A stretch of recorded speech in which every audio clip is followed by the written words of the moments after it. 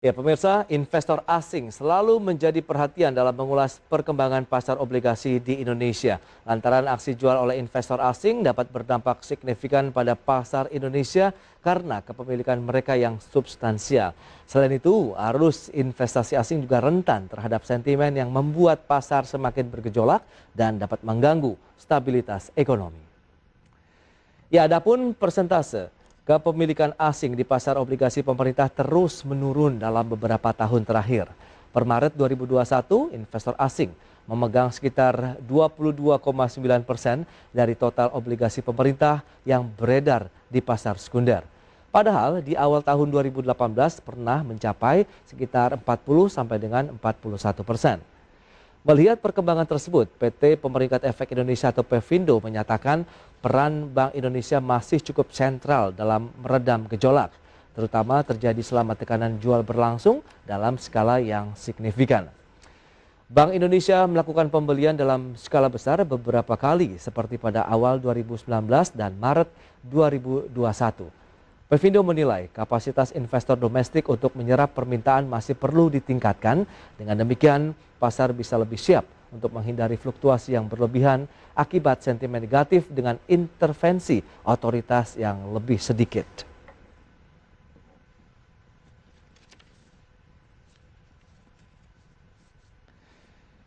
Baik, pemirsa, untuk membahas tema kita yang menarik lainnya, sudah terhubung bersama dengan Bapak Ahmad Nasruddin, ekonom dari PT Pevindo. Ya, halo, selamat pagi menjelang siang ini Pak Ahmad. Selamat pagi, Mas. Ya, apa kabar hari ini Pak? Alhamdulillah sehat, Mas. Ya, terima kasih atas waktunya. Kita akan mencermati investor asing ini yang menanamkan dana mereka ya di pasar surat utang Indonesia. Yang pertama, ini mengapa investor asing masih tertarik juga untuk membenamkan dana mereka di pasar obligasi Indonesia? Kalau di antara negara berkembang, Indonesia salah satu negara tujuan yang paling menarik sih, Mas. Karena kan memang di kita imbal hasilnya tinggi. Kemudian dari segi dalam beberapa tahun terakhir rupiah juga relatif stabil ya, artinya nggak terlalu fluktuatif, dan artinya kan kalau rupiahnya nggak fluktuatif, risiko currency risk-nya kan nggak relatif minimal seperti itu. Kalau dari segi yield itu di kita kan sekitar 6% ya. Kalau pesaing terdekat kita itu sebenarnya kalau di Asia itu India seperti itu, Mas.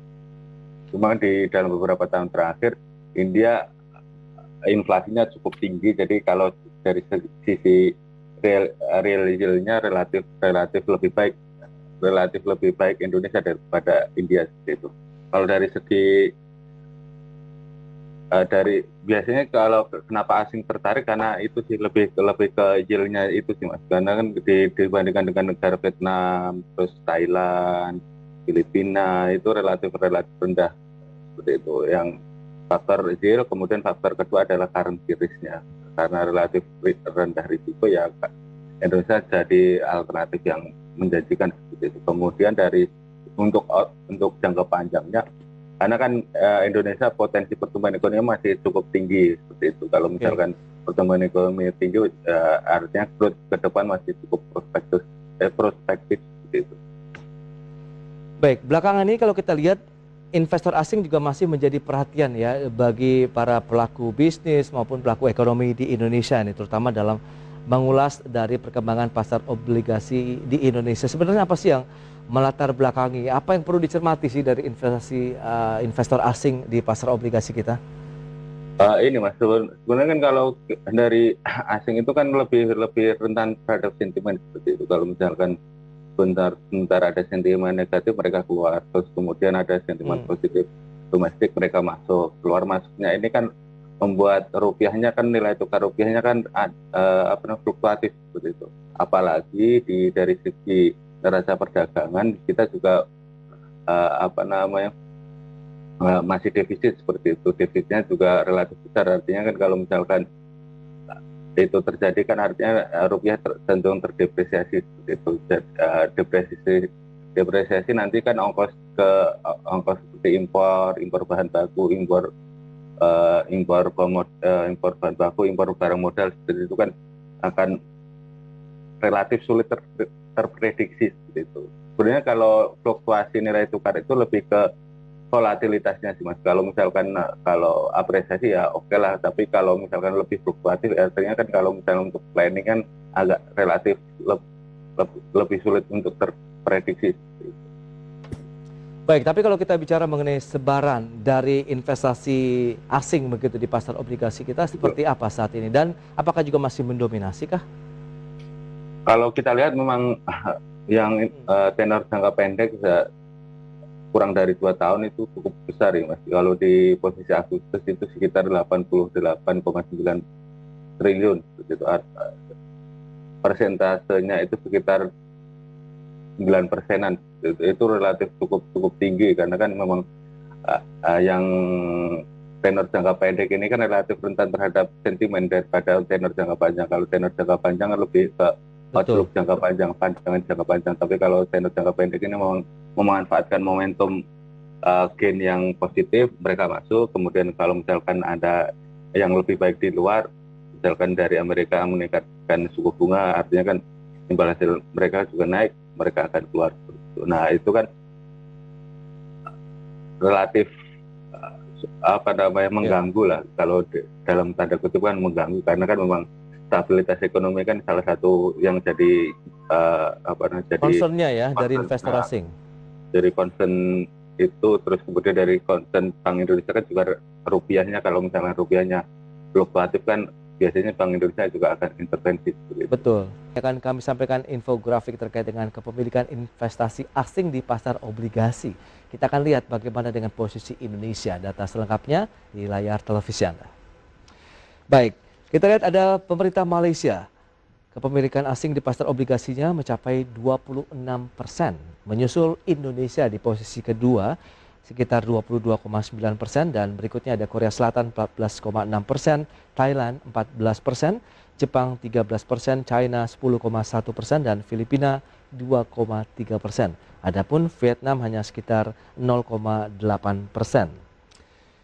Baik, kita akan lanjutkan kembali perbincangan bersama dengan Bapak Ahmad Nasruddin. Ya, Pak Ahmad, melihat dari persentase ya, kita lihat kepemilikan asing di pasar obligasi pemerintah tertinggi kali ini di Malaysia begitu. Seperti yang tadi saya tanyakan di segmen sebelumnya, ada penurunan investasi asing di pasar obligasi kita. Apakah switching? Mereka masuk ke Malaysia atau bagaimana ini? Sebetulnya ini sih Mas, kalau dari beberapa memang keluar ya, kalau ini ya sekitar 8 triliunan, tapi persentasenya turun itu lebih karena pasokannya tinggi sih. Sorry, tadi belum saya jelaskan, lebih ke situ. Kalau kita lihat kan memang penerbitan obligasi pemerintah dalam 2 tahun terakhir ini kan tambahannya sekitar 2.000 triliun untuk yang penerbitan obligasi. Makanya kalau asingnya tetap naik, tapi karena kan lebih banyak diserap oleh investor domestik dan bank sentral. Nah itu makanya presentasinya turun cukup drastis dari 40. Berarti penurunannya lebih karena dominasi investasi domestik yang lebih mencuat belakangan inilah, bisa dikatakan begitu ya Pak Ahmad? Betul Mas, karena kan memang investor domestik kan salah satu, karena kan di pandemi ini kan risiko cukup tinggi, apalagi mau investasi saham juga relatif tertekan karena kan sektornya nggak gerak seperti itu. Makanya salah satu alternatif ngamanin portofolio ya ke obligasi pemerintah gitu. Baik, lantas bagaimana respon pasar domestik sendiri apabila asing melakukan aksi jual? Sebenarnya ada beberapa kali outflow itu investor domestik cukup responsif ya, tapi mereka nggak relatif fleksibel Bank Indonesia gitu. Karena kan mereka kalau misalkan mau menyerap kan harus merubah komposisi portofolionya mereka seperti itu. Kalau kita lihat kan misalkan di pandemi di bulan Maret itu Bank Indonesia yang lebih dominan seperti itu. Tapi kalau misalkan di bulan setelahnya itu investor domestik relatif dominan seperti itu. Jadi kan kalau memang ini sih Mas, mereka investor domestik itu relatif ya tadi nggak fleksibel karena kan mereka lebih kebanyakan investor institusi seperti itu. Kalau misalkan mereka merubah portofolio, artinya mereka merubah total target return, target ini komposisi saham seperti itu. Salah satu cara untuk mendorong peningkatan permintaan basis domestik sih dari investor retail itu. Makanya Makanya dari menjadi salah satu sasaran pemerintah betul, Mas. berikutnya ya begitu ya, retail yang Betul. disasar begitu. Karena kan sekarang ibaratnya melek investasi juga sudah mulai merata begitu ya Betul, Pak Mas. Ahmad ya. Betul. Baik, Iya, tapi kalau kita lihat latar belakang investor asing, mereka merilis kepemilikan asing melirik kembali dengan surat utang kita. sebenarnya kalau dari pemerintah, kalau saya pikir sih nggak perlu apa-apa juga investor asing pasti masuk, karena kan tadi Oh, yield percaya dari diri sekali nih Pak Ahmad. iya dari yield kita aja 6%, Iya, Amerika Serikat 1,3 lah, 1,3. hmm. Artinya kan ke sini dapat 5% itu Iya, kan cukup. spreadnya lumayan lah ya. Iya, tinggi banget kan. Artinya kalau misalkan ya 10% portofolio mereka ke Indonesia lah, mereka dapat 5%. Nah, itu sulit dicapai di negara-negara lain kan. Itu sih Baik. kalau dari sisi pemerintah lebih penguatan ini sih, penguatan kebijakan sih. Kalau Oke. kalau di India itu memang ada kebijakan, jadi kalau asing masuk nih, Mm-mm. mereka nggak boleh keluar dalam selang berapa waktu Iya, kayak gitu. di lock Kalau ya, ibaratnya begitu ya. betul di lock seperti itu. Ah. Itu salah Dan itu satu. juga pernah diterapkan kalau tidak salah begitu dengan dana yang harus ditahan di perbankan kita, tapi itu mungkin dari sektor perbankan, tapi nggak tahu Iya, nih kalau apakah juga masuk di pasar obligasi ya, Pak Ahmad. iya. Baik. Kalau iya, Tapi menurut Anda apakah sudah mengarah ke sana? Paling tidak tadi sistem ditahan begitu atau di lock beberapa waktu begitu. kalau itu belum sih, Mas. Hmm. Tapi lebih arah ke penguatan basis investor domestik dalam beberapa tahun terakhir ini semakin semakin ini sih, semakin terlihat seperti tadi, seperti penerbitan obligasi retail itu kan salah Ya, itu satu. dia.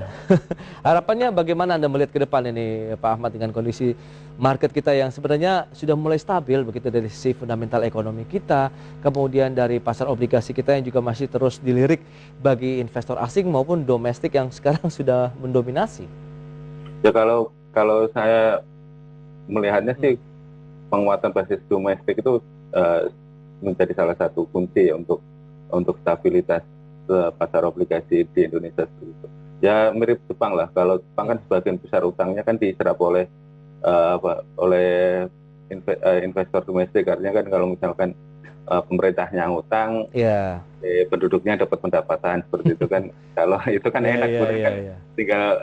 tinggal imbal balik seperti itu kan. Perlu ada Tapi sweetener tambahan nggak sih untuk bisa menarik lagi minat investor asing? Karena kan kita tahu juga obligasi juga bagian upaya untuk menambah lagi nih defisit APBN kita untuk bagaimana mendukung program-program pembangunan pemerintah begitu, Pak Ahmad. Kalau kalau saya bilang sih lebih gencarkan ke ini sih, ke kayak tadi beberapa aplikasi investasi yang muncul ini kan menawarkan ini ya, menawarkan langsung investasi langsung ke ini, kepemilikan ke obligasi pemerintah, itu sih Oke, lebih ke itu sini sih. berarti bisa digunakan oleh investor asing begitu dengan menggunakan ya tahu kita era digitalisasi, jadi mungkin Ya, mereka akan lebih mudah apabila terkoneksi langsung begitu. ya kalau ya itu tadi, kalau misalkan asing tetap besar, misalkan tadi 26%, era digital ini kan cepat ya. Artinya kan kalau misalkan mereka mindahin dana, ya cuma sekian detik udah pindah seperti itu. Itu Yes, kan betul. itu lebih rentan juga sih dari segi ini. Makanya sebenarnya kalau mau ya itu diadopsi di investor domestik seperti itu. Ini kan sudah menjelang akhir tahun begitu, proyeksi Anda untuk tahun depan untuk pasar obligasi kita bagaimana kira-kira Pak Ahmad? Kalau proyeksi kemungkinan besar yieldnya akan naik, Mas. Kalau kita lihat kan memang pertama dari mengantisipasi eh, normalisasi kebijakan di Amerika Serikat, karena kan kalau misalkan yieldnya Amerika Serikat naik, otomatis kan spreadnya agar tetap terjaga kan kita juga harus naik seperti itu. Yang Mhm. kemudian yang kedua itu memang Bank Indonesia kemungkinan besar masih akan mempertahankan kebijakan moneter akomodatif seperti itu. Tapi kemungkinan mereka juga akan relatif akomodatif juga terhadap perkembangan eksternal. Artinya kan kalau mereka Hmm.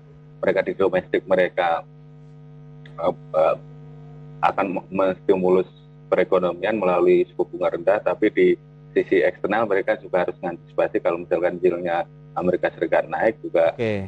mereka harus menaikkan juga kan. Nah itu sih, tapi kecenderungannya relatif lebih tinggi dibandingkan dengan tahun ini. Isu tapering cukup mempengaruhi pasar obligasi di Indonesia nggak?